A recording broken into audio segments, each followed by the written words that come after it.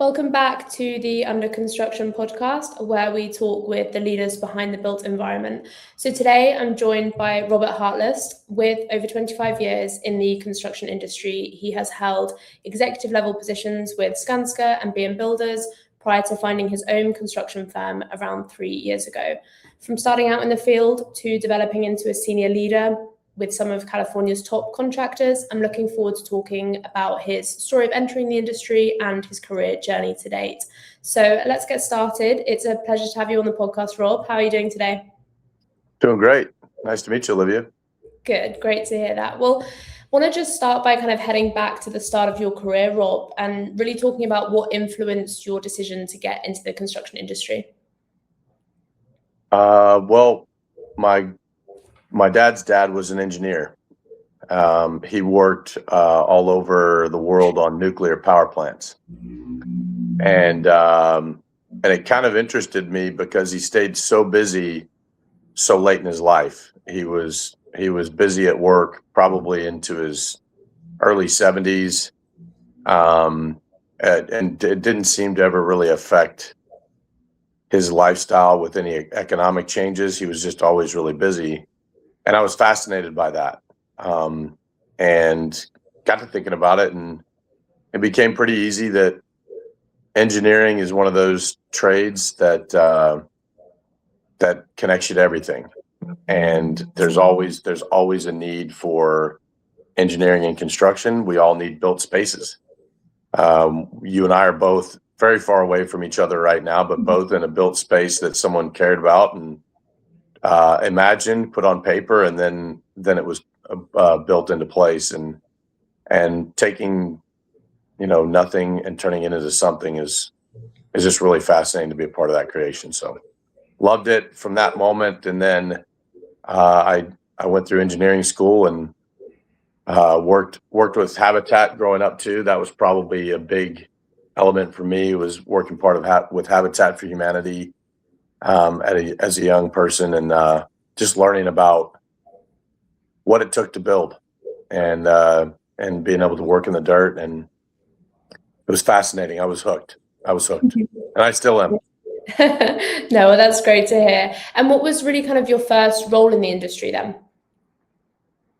When I got out of school, I think the role was project engineer or something like that, and my first role was with a company out of Atlanta called Beers, and it was a Skanska company. Skanska had recently purchased them, and from that moment on, I was fascinated, because right out of school they put you into contract management, understanding scopes and terms, and how those relate to successfully getting a project built. And I had great mentors, great friends in the industry that really made it a lot of fun too. I mean, it's really a fascinating journey to take something out of the dirt and build it into something that will stand for many, many years and decades. So it's fun. Mm-hmm. No, absolutely. And was there a kind of a point where you really started to feel confident in what you were doing? That's a good question.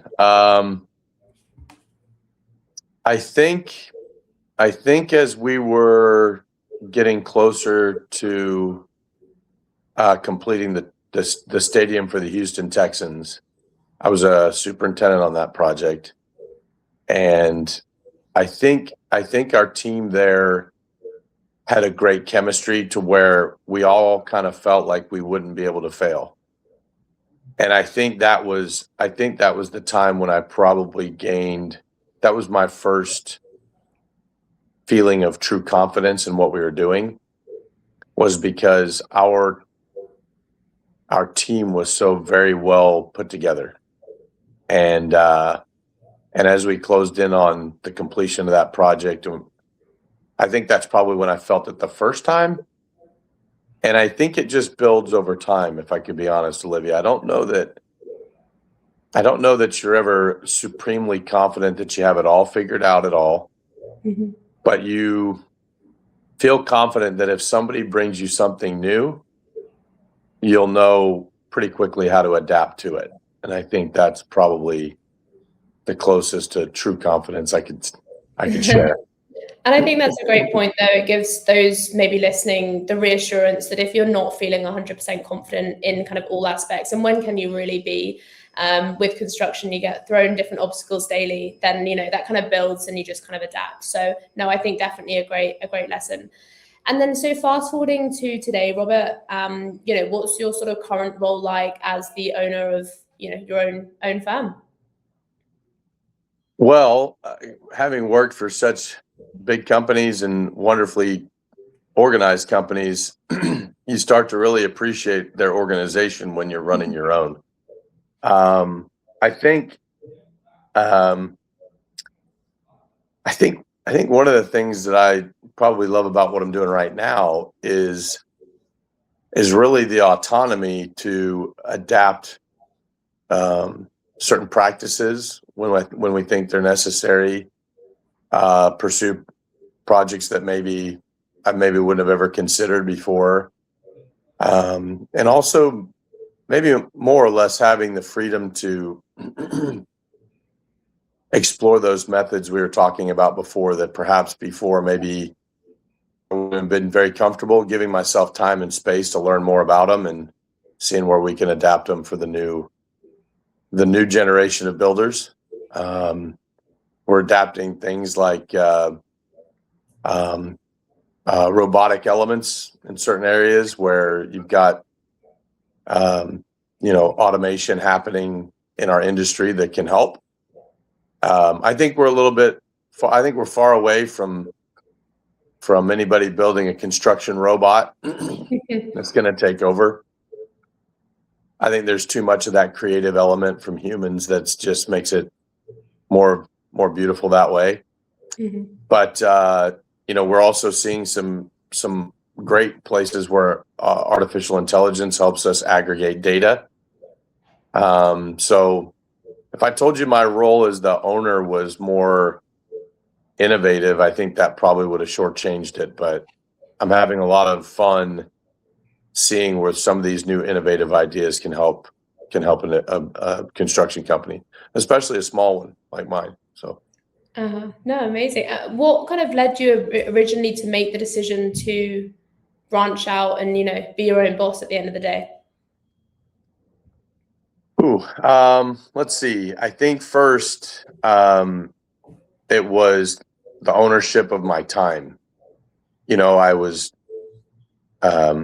we had great companies we worked for before that actually gave you a lot of autonomy with your time. But I think sometimes with those big projects and those expectations comes sort of an inner clock that you set for yourself and an inner calendar, even if it is also on Outlook or whatever calendar system you're using, that you can make excuses for being at work for a really long time. Mm-hmm. And it's sad to say how long it took for some of their messaging and some of their lessons to hit me, but I worked with so many good leaders and senior managers that told me over decades to make sure you spend enough time with your family. And they actually exemplified it. And truth told, I probably just wasn't paying attention. But that was a big part of it, certainly. And again, it goes back to the other things we talked about just before that was I have a little bit more ability to choose projects, to choose methods, and to adapt to a really changing landscape and all the different tool sets that are being developed right now for our industry. So. Mm-hmm. No, amazing. And I think, it's a great reason why, and I'm sure there was a culmination of different reasons why. Was there, or, have there been, I'm sure there have been, challenges as well from finding your own organization, and how did you kind of overcome those? Well, I don't think we have enough time to cover them all, but I think the challenges are probably something that may be intuitive for anybody that wants to share with all your podcasts. It's putting in the work. It doesn't change when your name's on the signs outside the project. You don't get to wake up at 9 and show up at 10 and have long lunches and then play golf in the afternoon. Although that sounds potentially pretty delightful, it doesn't get the work done. So truth is, we want to spend as much time as possible putting in the time to get all of the processes in place. How are we going to message our clients? What timeline boundaries do we want to set, not just on projects, but for ourselves as individuals? What kind of communication methods do we want to employ with our clients? And I think those sound pretty what I could call maybe even touchy-feely in our engineering world, but those set a really strong precedent on just company culture and the types of individuals you want to work with and work for. And that's a big one. But if I could say maybe one of the largest challenges is sometimes having the courage to get going every day, even when things aren't going the way you want them to. Mm-hmm. And everybody's faced with that today. It doesn't matter the industry you're in, probably, but sometimes getting up and being disciplined to lean into it, despite the challenges you might be facing. I mean, that's the tough one, because we'll have clients that maybe can't pay us this month. We may have a project that gets delayed or sadly canceled sometimes.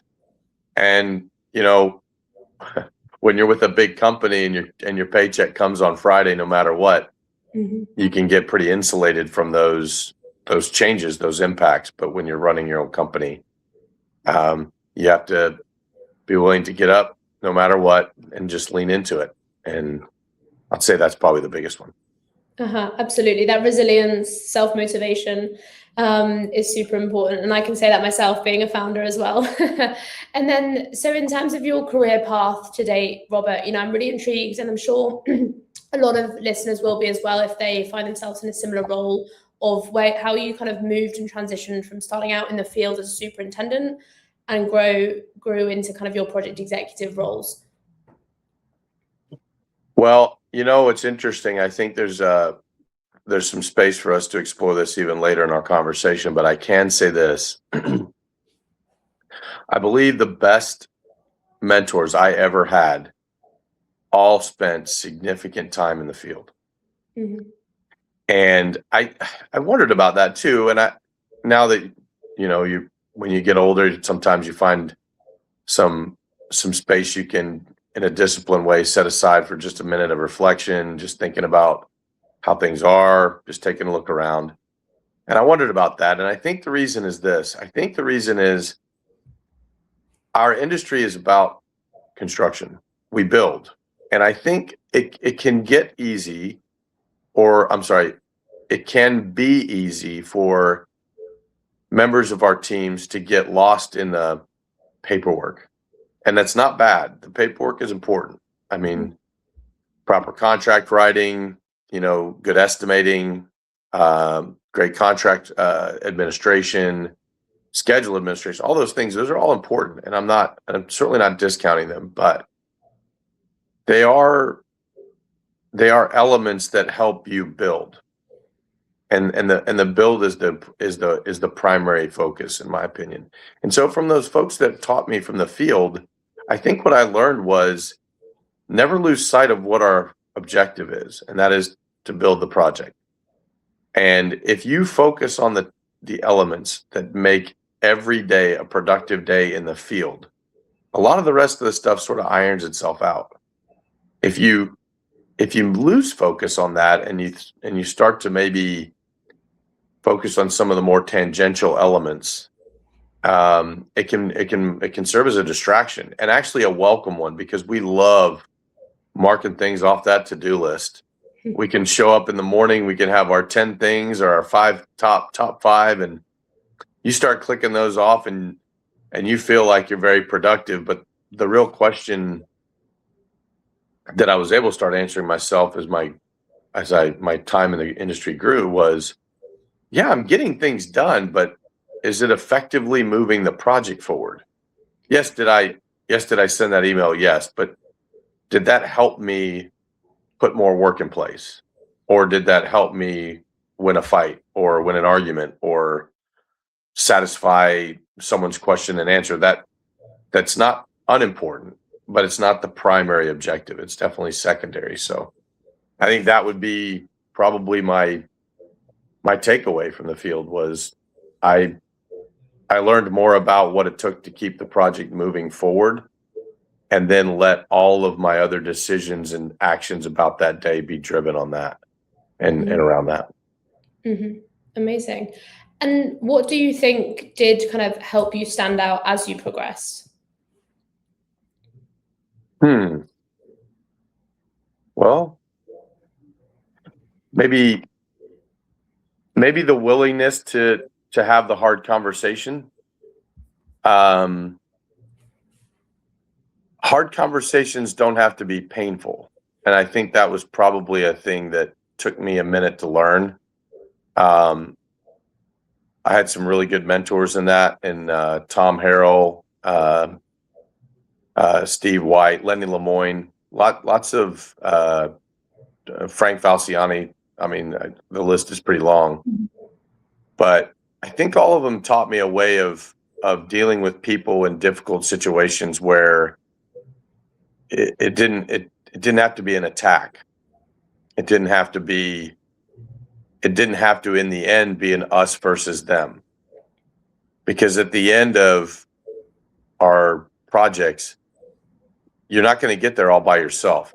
It requires a huge team. Oftentimes, the large projects, we had teams of 60, 70, sometimes over 100 people just on staff to manage the job before we even got to the thousands of tradesmen and craft workers in the field. And so that was probably it. Maybe it being able to adapt to some of the lessons that they were teaching about having hard conversations and finding a way to get resolution to challenging negotiations. That's probably it. That's what I'd say. Amazing. And on kind of touching on that point as well, was there a point at all within your career, I'm sure maybe one or maybe multiple, that really tested you? And what did you learn from that? A moment that tested me. Well,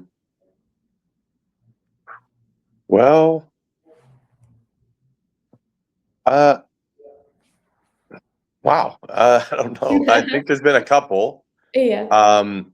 I'll do a couple. There was once where we had a project in Salt Lake City called the City Creek Center, and there was an element of the project where a bridge had to be built over Main Street, and I was tasked to lead that element of the project as a superintendent, and I learned pretty firsthand how much risk we really took on a daily basis. I knew it before. I don't know why. I can't say necessarily why it was maybe more profound then, but there were elements of it where we were working with live catenary overhead lines for a light rail train that we had to work around all the time. We could only shut down the street for a total of a week and a half or 2 weeks to build the bridge. We were saddled with a very tight space, which was of course known for the design, but when you get in to try to build, it became difficult.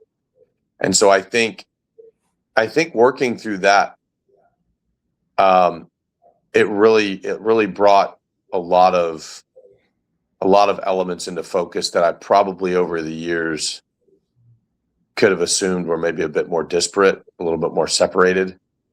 And I saw them all come together in that on that element of that project. And the project overall was a great success with an amazing team. I mean, probably maybe one of the best that could have ever been assembled. But that was one. And then as a result of that project, I was called to be a part of a project down in Puerto Rico at the Mall of San Juan with another incredible team and a great leader I mentioned before in Frank. Falciani and builders like John Hodgson and others, where we really overcame a lot. I was a witness to team members on that project overcoming being far away from family, because many of us weren't from the Caribbean, working with people we'd never met, and all sort of setting aside the way we were different in our shortcomings and really bonding as a team. I think those were probably the two places where we overcame, and I think those would be the two I'd pick. Yeah, and I mean, they sound like testing situations, but most certainly making the best out of them. And in some instances coming closer because of that as well, which is great. And I'm sure folks at the moment, maybe in those testing situations, will hear that and again be reassured that sometimes the best things can come from those types of situations. And in terms of sort of any advice for others, Rob, maybe the younger generations, what would you say, having been a senior leader yourself, folks really look for when promoting somebody? What we would look for in promoting someone. Probably a little bit more curiosity. I think it's easy today. Information is readily available. We have so much information available today, more than any point before in history, easily. And it's not like we have to go to a library or go sit through a class or earn a credential to gain access to a lot of it anymore. It's at our fingertips through traditional search engines, and now with AI's development and acceleration, it's overabundant. And I think having that curiosity to really lean into and rely on your own intelligence and understanding. AI is a great tool to bring information to those of us that aren't artificial and really learn to evaluate that information. What am I looking at? Is this helpful data? Did what AI create, did it meet my expectations with the objective that I had in mind? Because it's only going to give you what you tell it to give you. And it's sort of teaching us how to communicate with a very new species in artificial intelligence. But I think having that curiosity to look inside, am I doing the right thing? What's the right thing right now to move the project forward? And that takes a bit of humility these days, because with AI and all these other tools and these upcoming robotics, I think we can start to feel a little bit like Tony Stark. We can start to feel a little bit like we've got the world at our fingertips, and in many ways we do. But I think the individuals that are willing to sort of take a minute and evaluate their true understanding of what's going on, I think those are the ones that we see have that real measured approach, that ability to remain stable even when things around them might not be so secure, like during project challenges. So I think that's one of them. I guess I also got to say, being willing to do the hard work too, because I think there's a number of people that believe that just doing something once is mastery of some abilities. But as you grow in the industry and you start leading teams, mastery means that you need to be able to fill in many roles at the drop of a hat without having to relearn things. And so giving yourself time to master true skill sets and understanding, that's a level of patience that I'm not sure a lot of people can say they have mastered even themselves, but being patient in that is a big one. Yeah, mastering the basics, yes. and then moving from there. Absolutely.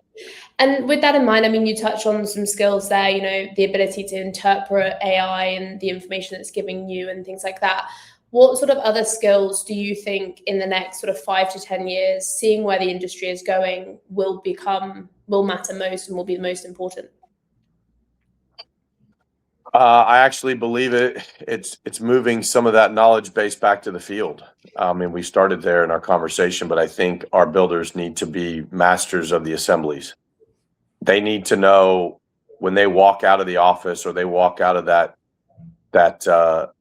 model they see on the screen, and they walk out in the field, that they can clearly identify it. They know what elements it requires to build and build correctly, based on the specifications and what inspectors will be looking for, and being able to be masters of that real 3D space, while deconstructed and incomplete, being masters of that, knowing the next steps, knowing where those elements land on their schedules, and being able to communicate that to the other craft workers and team members. I really do. And it's interesting that it comes back to that. It's not because I love it. It's not honestly because I'm rooting for it, but it's because that's where the human interface is. All the elements we were describing before help in the office, on the office side, I would say, of the industry. And while there are certain robotic elements like layout instruments, laser instruments that help provide, spatial identification, we still don't have, Optimus, the Tesla robot isn't showing up tomorrow to be your plumber. It's still going to be a plumbing contractor with men and women that have learned the trade. And so that communication is a big thing in the field. And there's actually other podcasts, there's other podcasters and people like Mike Rowe that talk about the importance of knowing these elements in these trades. That I think that's where it's headed. No, amazing. And that was going to be one of kind of my final questions, Rob, was, what really helps you switch off when things are getting busy as a business owner? Do you have any recommendations for books, podcasts, shows, anyone, in the midst of construction wanting to take a little break? Well, it's hard to say you want to take a break and listen to more conversations about construction, but I actually do. I am a little bit, I can honestly say I'm a bit of a nerd that way, and I love it. I love geeking out on new concepts, new elements. If you can ever make your way to Con Expo in Las Vegas, it's a lot of fun. You get to see really cutting edge things. As it relates to books and podcasts, I do love to listen to Mike Rowe. He's kind of in a funny way championed the idea of people learning trades, and I think the world can only benefit from that.